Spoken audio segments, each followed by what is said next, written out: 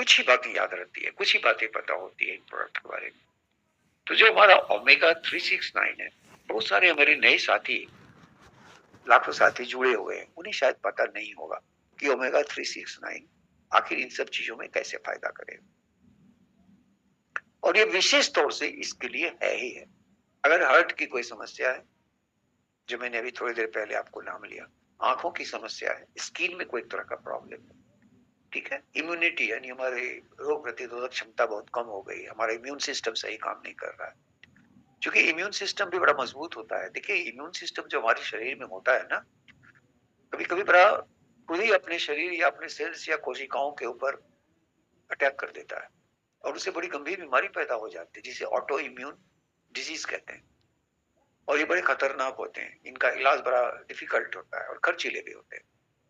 तो ये immuno modulator का भी काम करेगा, यानी कि इम्यून सिस्टम को स्ट्रांग रखने का मतलब है कि जहाँ पे इम्यून सिस्टम को जिस लेवल पे ओवर एक्टिव भी नहीं हो, अंडर एक्टिव भी नहीं, तो ये मॉड्यूलेशन का भी काम करता है। देखो, ओमेगा 369 यानी, और ये तो आम शिकायतें हैं ना, तो इस तरह की चीजें अगर हम नहीं होने देना चाहते हैं, तो हमें ओमेगा 369 की तरफ ध्यान चाहिए। दूसरी चीज है कि इसके दो बड़े कमाल के इफेक्ट होते हैं। एक होता है इन्फ्लेमेशन, यानी कि सूजन रोधी। ये हमारे शरीर के अंदर जो बीमारियां होती है उसमें सूजन होता है, तो ये एंटी इन्फ्लामेटरी भी है, यानी कि ये सूजन को भी रोकता है, सूजन रोधी भी है, ये पेन होने से भी रोकता है, ठीक है। तो इसके ये मेन दो इफेक्ट जो हैं, ये काफी इंपॉर्टेंट है। हाँ, एक और चीज मैं बताऊंगा कि ओमेगा 3 के यूज से, 69 के यूज से इंसुलिन सेंसिटिविटी भी बढ़ती है, यानी डायबिटीज के रोगी जिनको ग्लूकोज अगर बढ़ता है, जिसमें इम्यून रेजिस्टेंस हो जाता है, तो ये इम्यून सिस्टम के साथ साथ इंसुलिन सेंसिटिविटी को भी बढ़ाने का काम करता है। तो दोस्तों, आपको नहीं लग रहा है कि ये भी तो कमाल का प्रोडक्ट है भाई? चलिए अब आते हैं कि धीरे धीरे आगे की तरफ बढ़ते हैं। तो चलिए अब हम पहले आते हैं किस प्रोडक्ट की तरफ आना चाहिए हमें, कि ओमेगा 3, ओमेगा 6, ओमेगा 9। अब ये जो ओमेगा 3 है, इसमें दो चीजें बड़ी महत्वपूर्ण है। एक है आला, जिसको लोग आला के नाम से कहते हैं, ALA, ठीक है, और दूसरा EPA। वो होता है ओमेगा 6। ओमेगा 6 जानते हैं, LA, लिनोलेनिक एसिड के नाम से। और दूसरा तीसरा जो है ओमेगा 9। ये ओमेगा 9 भी जो है सो काफी इंपॉर्टेंट है, लेकिन इसको OA के नाम से जानते हैं, ओलिक एसिड। तो इस तरह से EPA, DHA, आला, ये सारा कॉम्बिनेशन आपको मिलता है अगर ओमेगा 369 लेते हैं। और ओमेगा 3 जो होता है हमारे शरीर में नहीं बनता है, इसलिए ओमेगा 3 को हमें सप्लीमेंट के रूप में या किसी पर्टिकुलर फूड के रूप में लेने की आवश्यकता होती है। अब ये जो है ना, जो मैंने बताया कि ये जो EPA या आला, ये सारी चीजें आपको ओमेगा 3 पहले आते हैं। देखिए, जो ओमेगा 3 है, ये ओमेगा 3 ये फूड से भी मिल सकता है, यानी कि हमारे भोजन के माध्यम से भी ओमेगा 3 हम ले सकते हैं। और ज्यादातर जो है सो ये कहाँ पे, किस जगह मिलता है ओमेगा 3?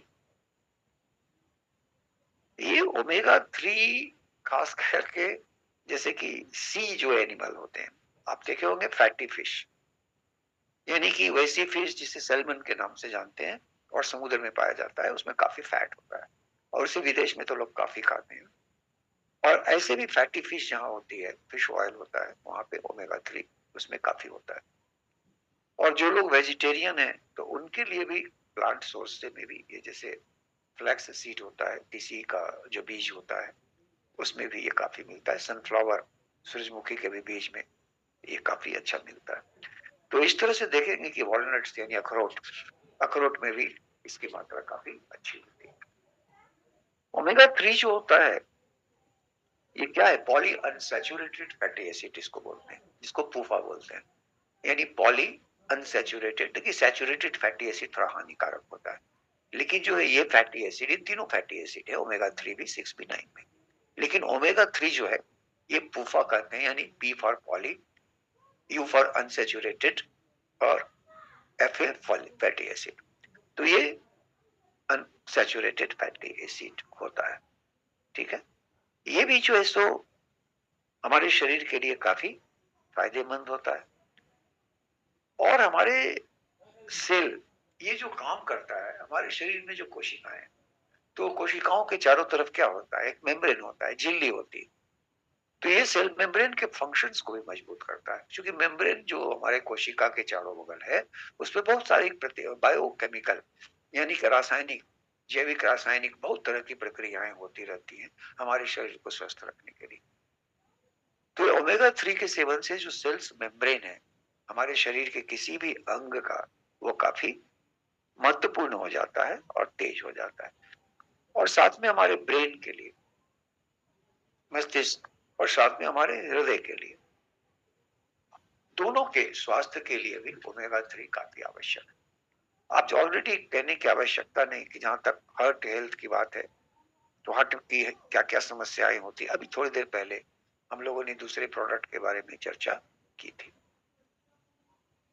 और जो पौधों के सोर्स से या फूड के सोर्स से जो निकलता है ओमेगा 3 है ना, चूंकि बाहर से हमारे शरीर में नहीं बनाता है वो ओमेगा 3 को, तो ये ALA उसमें होता है, खास करके किसमें, जो पौधे से ओमेगा 3 मिलते हैं उसमें एला होता है। और जो समुद्र के माध्यम से, यानी जो हमारे समुद्र में जो संसाधन है, तो उसमें देखेंगे कि उसमें दोनों होता है, EPA भी होता है, DHA भी होता है। इसीलिए सैल्मन मछली का उपयोग, फिश ऑयल का उपयोग काफी किया जाता है, क्योंकि उसमें EPA और DHA दोनों होता है, जो हमारे ब्रेन और हार्ट के लिए काफी इंपॉर्टेंट है। विशेष तौर पे अगर किसी को भी इस तरह की समस्या है, तो वो बड़ी आसानी से इसको यूज करना चाहिए। तो प्लांट के सोर्स में भी अवेलेबल है और उसके सोर्स में। अब आते हैं कि जैसे ये जो है कहाँ कहाँ ये अवेलेबल होता है। अब जैसे ब्रेन में आते हैं, ब्रेन में ये क्या क्या कर सकता है दोस्तों। ब्रेन में क्या है कि चूंकि इसके जो DHA इसमें है ओमेगा 3 का, ये DHA बड़ा इंपॉर्टेंट होता है। ये DHA हमारे ब्रेन संबंधी कार्य को काफी मजबूत करता है। जिससे एक होता है कॉग्निटिव, कॉग्निटिव का मतलब होता है कि हमारा मस्तिष्क जब कमजोर होने लगता है तो हमारी याददाश्त छीन होने लगती है, हम बड़ी जल्दी से भूलने लगते हैं। अगर कोई व्यक्ति कुछ बात कर रहा है या समझा रहा है, तो मैं उसे समझने में दिक्कत होती है, किसी चीज पर हम ध्यान केंद्रित नहीं कर पाते हैं, हमारा ब्रेन हमेशा कुछ ना कुछ इधर से उधर डाइवर्ट होता रहता है। यानी कि कॉग्निटिव जो इम्पेयरमेंट होता है, यानी जो मस्तिष्क में जो रुकावटें जिस कारण से आती हैं, तो ये DHA के कारण ये काफी इम्प्रूव हो जाता है। और इसी को हम कॉग्निटिव फंक्शन कहते हैं। ये हमारे ब्रेन में न्यूट्रिशन प्रदान करता है, क्योंकि ये एक तरह का क्या है, न्यूट्रिशनल सप्लीमेंट है। और बहुत सारी ऐसी बीमारी आपने नाम सुना हुआ है, अल्जाइमर के केसेस में, अल्जाइमर के रोगी जो होते हैं उम्र दराज हो होते हैं और उनकी याददाश्त तो बहुत ही कम होती है, जिसको डिमेंशिया कहते हैं। तो ऐसे चीजों को भी ये होने से रोकता है।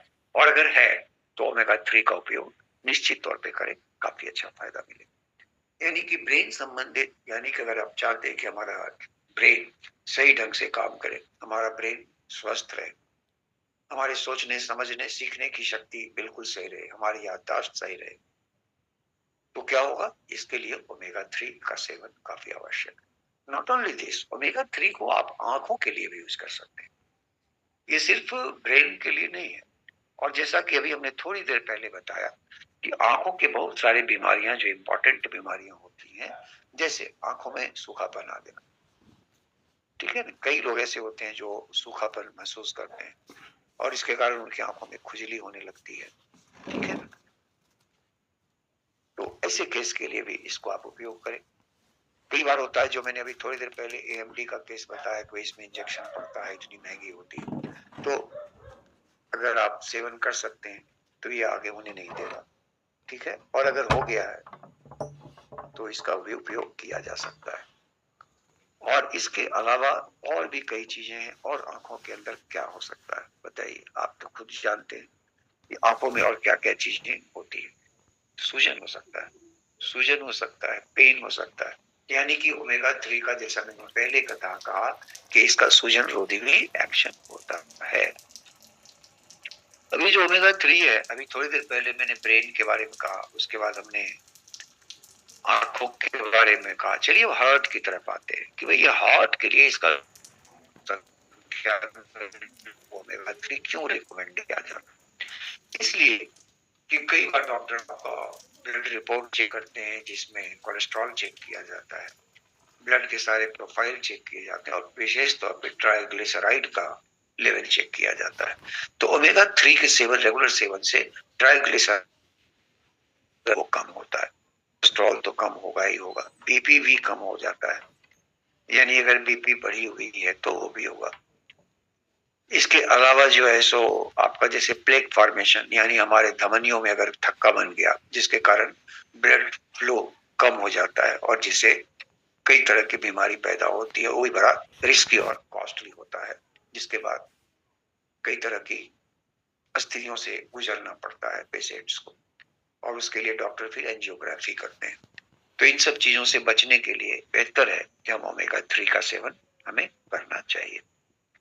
तो ये सारी समस्याएं अगर हम हार्ट से दूर होना चाहते हैं, तो बीपी हो गया, कोलेस्ट्रॉल हो गया, ट्राइग्लिसराइड हो गया, थक्का बनने की प्रक्रिया हो गई, ये सब से दूर होना चाहते हैं, हमें ओमेगा 3 का सेवन निश्चित तौर पे करना चाहिए।